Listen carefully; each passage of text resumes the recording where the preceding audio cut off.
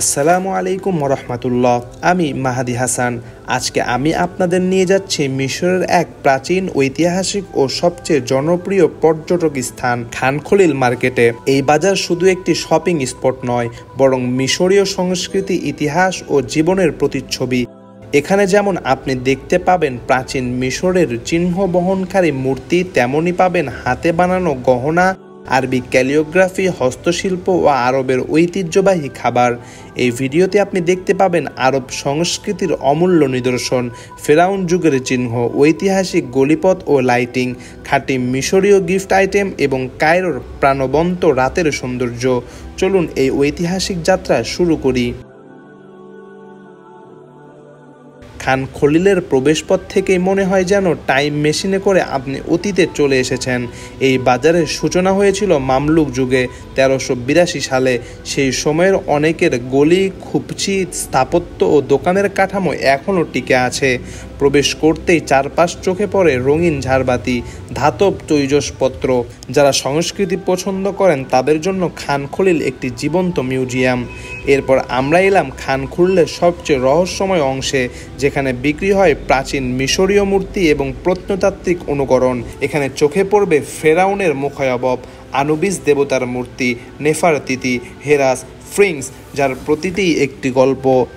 এসব মূর্তি তৈরি করা হয় পাথর, কাঠ, রজন ও ব্রোঞ্জ দিয়ে। প্রতিটির ওপর খোদাই করা হয় প্রাচীন হাইরোগ্লিফিক লেখা। কিছু কিছু মূর্তি মমি রাখার কফিনের আকৃতি। দোকানদাররা খুব গর্ব করে বলছেন, হাজা নুসখন তুরসিয়া, এটি একটি ঐতিহ্যগত অনুলিপি। বিদেশি পর্যটকদের মধ্যে এসব মূর্তি বেশ জনপ্রিয়, অনেকে সংগ্রহে রাখার জন্য কিনে নেন। এমনও কিছু দোকান আছে যেখানে আপনি নিজের চেহারা অনুযায়ী একটি ফেরাউন স্টাইল মূর্তির অনুরোধ করতে পারেন। একদিকে ইতিহাস, অন্যদিকে শিল্প, এই অংশে খান খলিল অন্যরকম মাত্রা দেয়। এখন আমরা যাচ্ছি খান খলিলের সবচেয়ে ঝলমল ও বিলাসবহুল অংশে, জুয়েলারি এবং আলোকসজ্জার রাজ্যে। সিলভার, কপার ও ব্রোঞ্জ দিয়ে তৈরি নানা ধাঁচের গহনা, নাম লেখা আরবি পেন্ডেন্টে, সূর্য চন্দ্র আকৃতির হার, হাতের কাজ করা ব্রেসলেট ও আংটি। এমনকি কেউ কেউ নিজের নাম বললে দোকানদাররা 1 মিনিটেই বানিয়ে দিচ্ছেন নাম লেখা গহনা। আলো ঝলমল ল্যাম্পগুলো যেন প্রাচীন রূপকথার বাতিঘর। রঙিন কাচ, ধাতব কাচ এবং আরবি ডিজাইনের ছাদে সাজানো এসব ল্যাম্প বাতি জ্বালালে দেওয়াল জুড়ে পড়ছে অপূর্ব নকশা। কখনো কখনো দোকানের ভেতরে লাইটের ছায়ায় বসে গান গাচ্ছে কেউ, আবার পাশের দোকানে কেউ আগরবাতি জ্বালিয়ে পরিবেশটা করে তুলছে আরবের মতো মিষ্টি।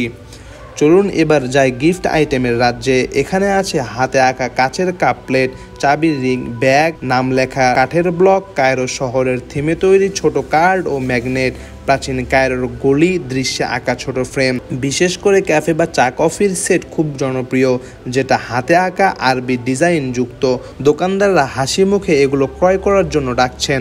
চারপাশে চলছে দরদাম, মিশরীয় হুমুস ও কুশারি বিক্রি। খান খলিল বাজার এক কথায় মিশরের হৃদয় স্পন্দন।